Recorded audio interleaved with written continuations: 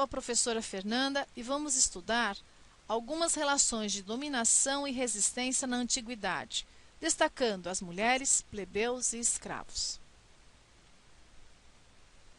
Durante seus estudos, você percebeu que a história é dinâmica e que o acaso não explica muita coisa.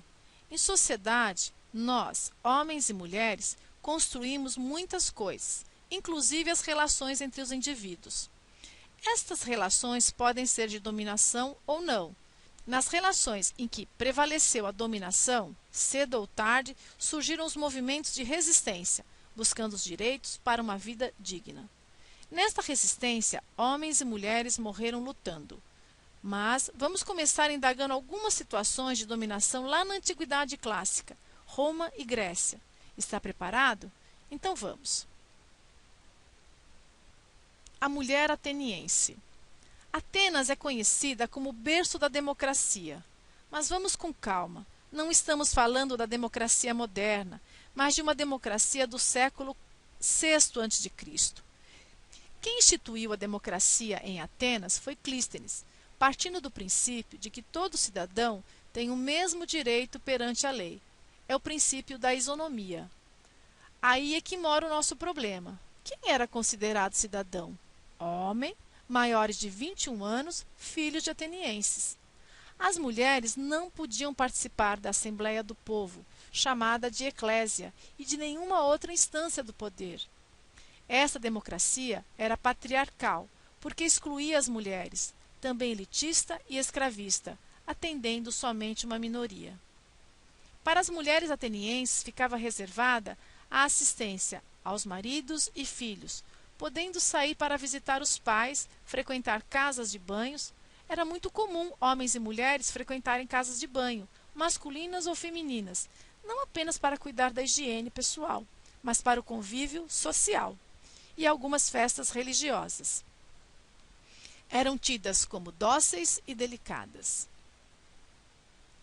Diferente das mulheres atenienses, as espartanas possuíam maior liberdade, podendo participar efetivamente, dando opinião na vida política da polis, cidade.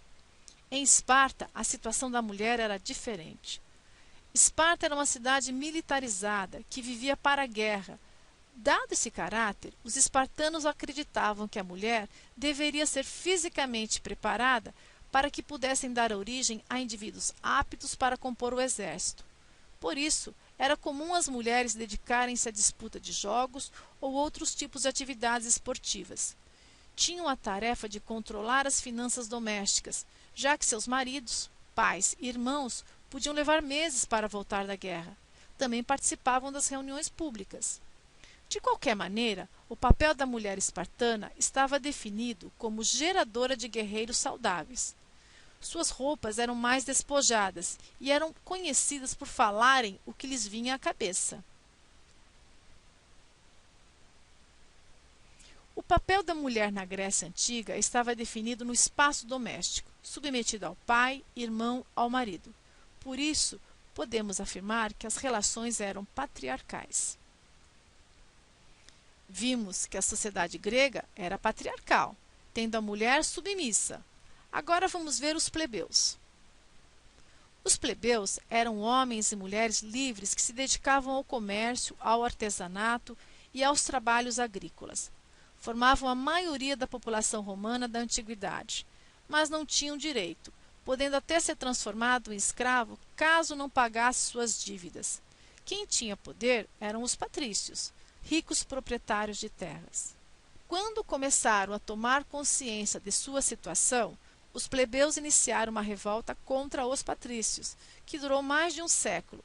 Obtiveram muitas conquistas, como a lei que proibia a escravização por dívidas, eleição de magistrados plebeus, a autorização de casamento entre patrícios e plebeus, o que na prática podia ser bem difícil, já que os casamentos eram arranjados, e leis escritas, evitando o excesso de arbitrariedades. Durante o Império Romano, a presença de escravos foi muito marcante.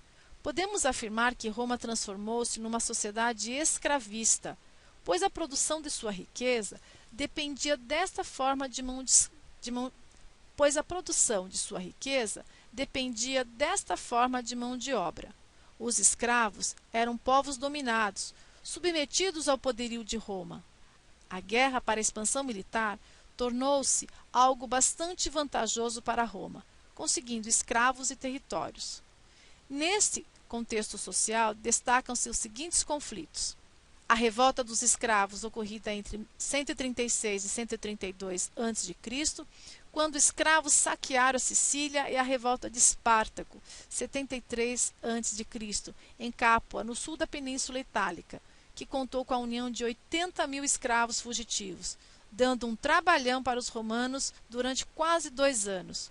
Muitos seguidores de Espartaco foram crucificados nas diversas estradas romanas. Vamos fazer alguns exercícios? Exercício 1. Durante a República Romana, a conquista da igualdade civil e política, os tribunos da plebe e a lei das 12 tábuas foram decorrentes. Alternativa A. Da marginalização política, discriminação social e desigualdade econômica que afetavam a plebe romana. Alternativa B. Da crise do sistema escravista de produção, transformando escravos em colonos e consequente declínio da agricultura. Alternativa C. Do elevado poder do exército que, para conter a pressão das invasões bárbaras, realizou reformas político-administrativas. Alternativa D. Do afluxo de riqueza para Roma, devido às conquistas e enfraquecimento da classe equestre. Alternativa E. Da elevação do cristianismo que pregava a igualdade de todos os homens. Se você marcou a alternativa A, você acertou. Estudamos que os plebeus eram marginalizados, não possuindo direitos, e que por isso fizeram várias revoltas. Exercício 2. Assinale o que for correto a respeito da mulher na sociedade democrática ateniense na antiguidade. Alternativa A. Além de cuidar da administração interna das residências, cabia à mulher fazer pessoalmente as compras no mercado. Alternativa B. Naquela organização social, a mulher estava excluída da cidadania, que era reservada aos homens. Alternativa C. A mulher podia ser repudiada pelo marido desde que esse apresentasse motivo justo e devolvesse o dote ao pai da esposa. Alternativa D. As mulheres passam boa parte do tempo fora de casa, nos locais públicos, com amigas e mesmo estabelecendo relações íntimas com outros homens. Alternativa E. No espaço do lar, a mulher exercia o poder, cabendo a ela decidir pela rejeição ou não dos filhos recém-nascidos.